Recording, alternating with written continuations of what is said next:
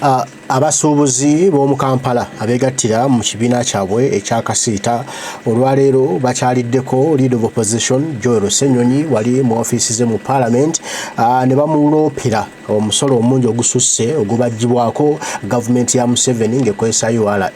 Bano bagamba nti URA batuddeyo mu nkiiko nnyingi nga bagisaba ekendeeza omusolo kubanga ebintu bye bajjako omusolo tegusaanidde ne URA ng'egaana ng'ayita kuli munnange ng'akimezezza okwenjala. Kati nno basaba Joel Ssenyonyi atwale ekiteeso mu Parliament URA ekomezebweko ku musolo omuyitirivu ogubajjako gwebajjako ogutagwanidde ate n'ebyo ebijjiddwako omusolo okukola sente zibajjiddwako ng'omusolo ziteekebwe mu ebyo ebigwanidde ebijuna b'abasuubuzi b'omu kibuga Kampala. Kino nno kiddiridde olunaku olwajja okuba nti baggaddewo amaduuka gaabwe ng'olwaleero lunaku lwakubiri nga bagaggaddewo kwe kuleeta ewa Joel Ssenyonyi abeeko bw'abataasa ensonga zaabwe azitwale mu Parliament abasobole okuba nga waliwo ate ekitembeetebwa. Bwe bati bwe bazze ne bamukwasa ekiwandiiko ekyo nga liwamu n'omubaka omukyala ow'ekibuga Kampala Shami Malende nga yabakulembeddemu era beebo abasuubuzi bakasiita engeri gye bazzeemu mu Parliament ne basisinkana Joel Ssenyonyi Nsekezi ne bakimukwasa ekiwandiiko kyabwe ekirimu bye beetaaga nga bo abasuubuzi b'omu Kampala okusobola okuddamu ate okukola era n'okusasula omusolo nti batulugunyizibwa bayisibwa bubi ate beetaayawo n'olunaku n'olumu nga bo basuubuzi nga beetaaga bakwatibweko aboludde oluvuganya babatembeete ensonga zaabwe mu Parliament era nga bakulembeza ab'enjawulo babaddewo ku mukolo guno nga abantu bano abasuubuzi bano bawaayo ebibaluma eri Leader of Opposition asobole okubakulemberamu abituuse mu Parliament byogerweko era ensonga zaabwe zikolebweko. Anno bano Joel Ssenyonyi abaanukudde era nga badde obubaka babagenda nabo eri bannaabwe abasuubuzi n'agamba nti kibakakatako okuba nti ensonga zaabwe baziremerako era nga basimba ekkuuli awo basimbye baleme kutangatanga ku linnyo eno n'eno nti kijja kubayamba nnyo singa banayimirako ekyo basazeewo ekyokwekalakaasa ne basigala ku nsonga zaabwe era ne balwanirira eddembe lyabwe nti nawo Ssenyonyi wajja okufunira amaanyi ne banne mu Parliament okusobola okwogera ku nsonga zaabwe n'okuziggyamu ekirungi kye beetaaga okuzifunamu singa nabo bana bayimiridde ku magulu gaabwe abasuubuzi ne bagamba nti ekimala kimala nti naye banaddukayo mu kwekalakaasa ate nga baleese ensonga zaabwe zikoleekweko nnaku 2-3 ne badduka naye tubazeemu okugulawo amaduuka kiba kitegeeza ne Ssenyonyi zijja mulemerera n'ababaka ba Parliament zijja balemerera ensonga zaabwe zino okutuukiriza naye singa basigala nga balemeddeko kijja kuba kumenya mu jjenje kkalu ensonga zaabwe ez'okwekalakaasa n'ez'okuzigibwako omusolo omuyitirivu ne URA zijja kuba zigenda kukolebwako era zijja kuggwa nga wamma abasuubuzi bafunyeemu mu mbeera eyo. Kale kankuwe Joel Ssenyonyi okwanukula kwe eri abasuubuzi bano abeegattira mu kasiita abazze gy'ali.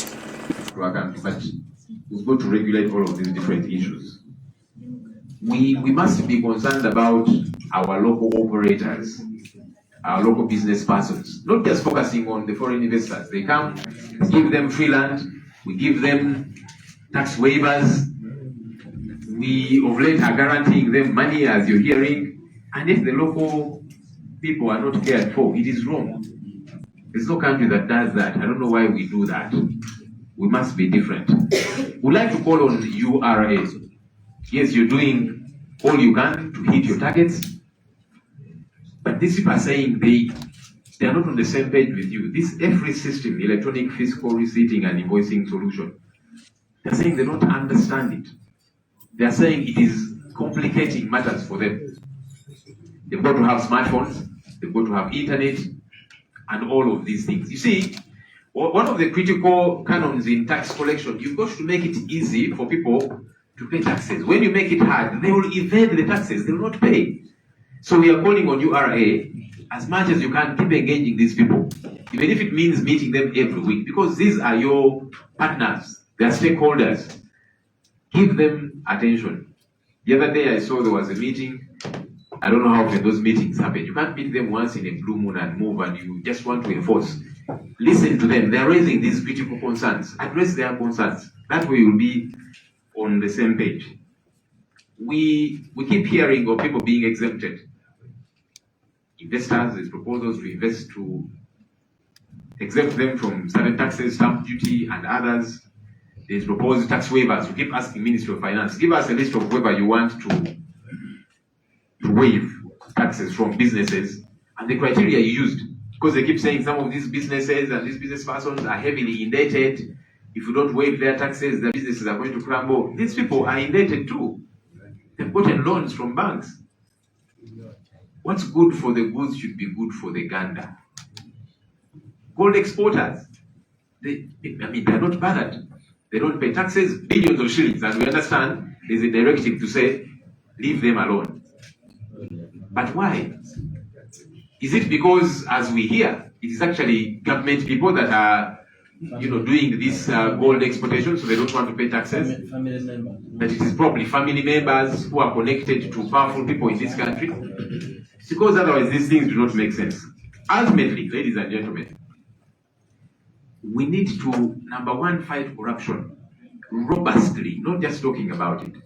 We lose a lot of money to it, because now URA is struggling because it's got to avail money for service delivery and so on. That's why they will dig deeper and deeper and deeper with all these new taxes, with all these heavy, high-handed enforcements. But you see, as a country, if we fight corruption, to which we lose over 10 trillion shillings a year, and we save that money, we will not be burdening Ugandan taxpayers further. So we know what to do to save money. Let's cut down the wastages. Sometimes you see wastage of untold proportion. Let's deal with these issues. That way we'll not be bothering and burdening the taxpayer a lot more with new taxes, with this and the other, simply because we need money. And they're also saying, look, we pay taxes, but we don't see value for this tax money. They go to government hospitals, there's no medicine, so they've got to now go to a private one and pay money. So they're paying taxes, the little that's left with them, they take it to a private school for their child, a private hospital, the roads are in bad shape. We need to fix these things. There are countries where people pay up to 50 or even 60% of their income in tax. But they don't complain so much because there is service delivery. It's a different situation here. That's why people are up in arms. They're saying, we pay our taxes, heavy taxes, but there's no service delivery. Why are we paying the taxes? Want to appreciate the traders who are out there protesting. Some have closed their shops and so on. It's your right to peacefully air out your concerns. And our hope is that the police, as we have been hearing, they're trying to force people, going through some operatives, open your shops and so on. It's their right to air out their concerns peacefully and within the law. Finally, as we have said separately, a sinking boat affects everybody. And that's the situation we are grappling with. When we talk about these situations, some people think we are simply politicking. No, you'll all be affected. And somebody was saying, you see, some of those traders, when we are raising these concerns, they say, this doesn't concern us. Well, it might not be all of them. Maybe some are the ones that have that attitude, but everybody will be affected. It will come to your doorstep. Everybody will be affected. So let's join hands to see to it that we fix these challenges, these leadership challenges that we do have. That's where it stems from. And that way, our country will get better. So we're going to receive the petition, and we are going to push it through for it to be discussed. And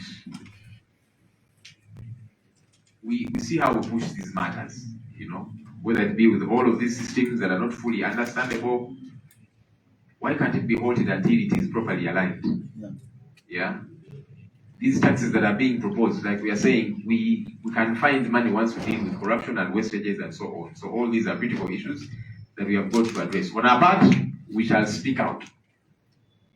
And we are glad you're adding your voices to ours so that people don't think these are just opposition people. These are not matters of opposition. These are matters of the people of Uganda. So want to appreciate you. Maybe I'll formally now will receive the petition and then we push it through.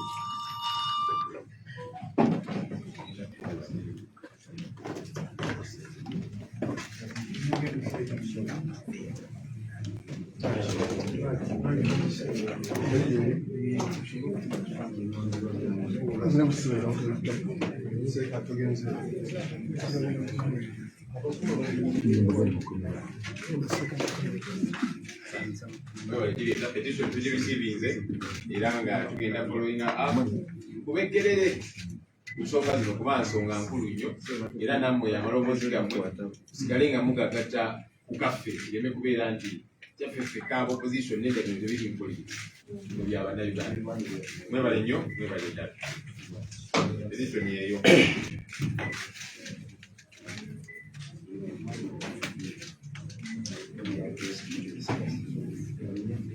So,